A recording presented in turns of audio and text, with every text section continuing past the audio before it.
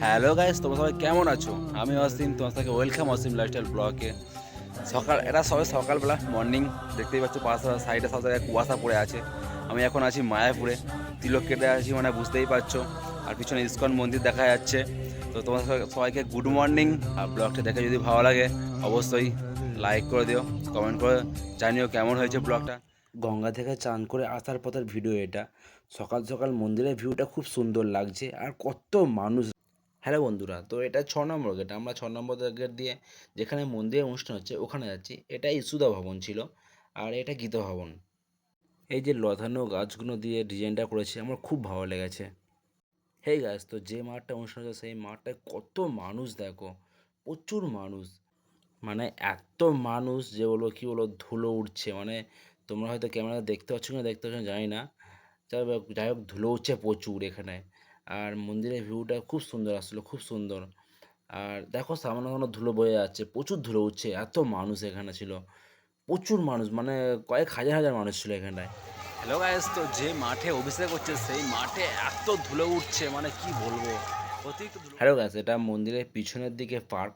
তো পার্কে কত মানুষ দেখো। মানে ওই দিনকে এত মানুষ, রুম কোনো ফাঁকা ছিল না, কিছু ছিল না। তাই না, পার্কে মানুষ শুয়েছিল। আর অনেক কেউ তো মানে যেখানে অভিষেক হচ্ছিলো ভগবানের সেখানে কেউ যায় না। তো এটা সন্ধ্যাবেলার ভিডিও। মানে ভবনগুলো দেখো কত সুন্দর লাইটিং দিয়ে সাজিয়েছে। এটা একটা মার্কেট। তো এই মার্কেটে তোমাদেরকে অবশ্যই আমি ঘুরে দেখাবো মার্কেটের মধ্যে। আর গাছগুলোও লাইটিং দিয়েছে, মানে মায়াপুরটা গোটা লাইটিং দিয়ে সাজিয়েছে।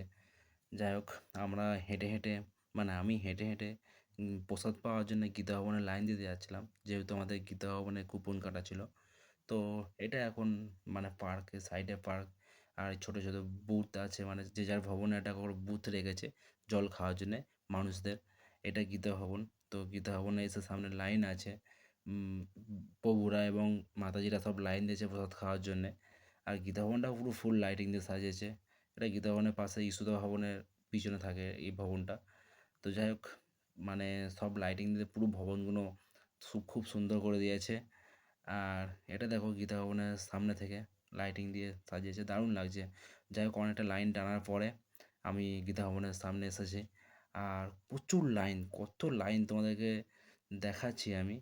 মানে এই যে লাইনটা গিয়েছে এদিকে ঘুরে ঘুরে ঘুরে ঘুরে, এই যে রাস্তাটা দেখো, দেখতে পাচ্ছেন এই যে লাইনটা পুরো এদিকে মানে চলে গিয়েছে রাস্তা 6 নম্বর গেটের দিক দিয়ে, যেটা আমি প্রথমে দেখিয়েছিলাম। অনেকটা গিয়েছে। তো যাই হোক, এই মার্কেটের ভিতরে আমি এই ঢুকছি প্রথম। মানে প্রথম দিনকে ঢুকেছিলাম, ওই দিনকে প্রচুর মানুষ ছিল রাতে। এখন তো এটা রাত, অনেক রাত হয়ে গেছিলো বলে তাই জন্যে অতটা মানুষ ছিল না। মানে ভক্তরা মাতাজিরা কেউ ছিল না। আর এমনি সিম্পল, আমাদের মতন সিম্পল পাবলিকও অতটা ছিল না। যাই হোক, তাই জন্য অতটা ভিড় ছিল না। তো এইটা পুরো দোকান, পুরো মানে একটা মাঠের মধ্যে দোকানটা, মানে এটা ঘিরে পুরো, মানে যত রকম দোকান করেছে। আর লাইটিং দিয়ে হেবি সুন্দর মানে সাজিয়েছে।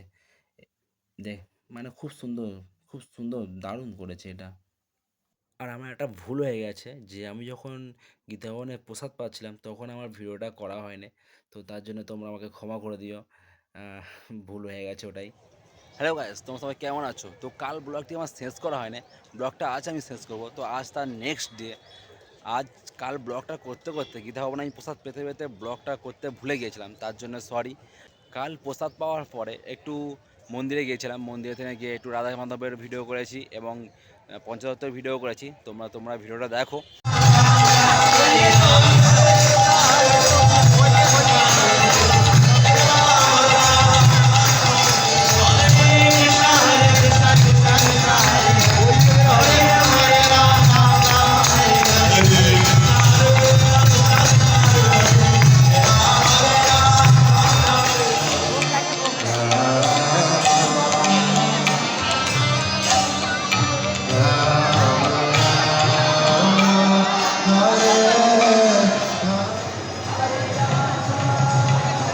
হ্যালো গ্যাস, তো এটা দুপুরের প্রসাদ।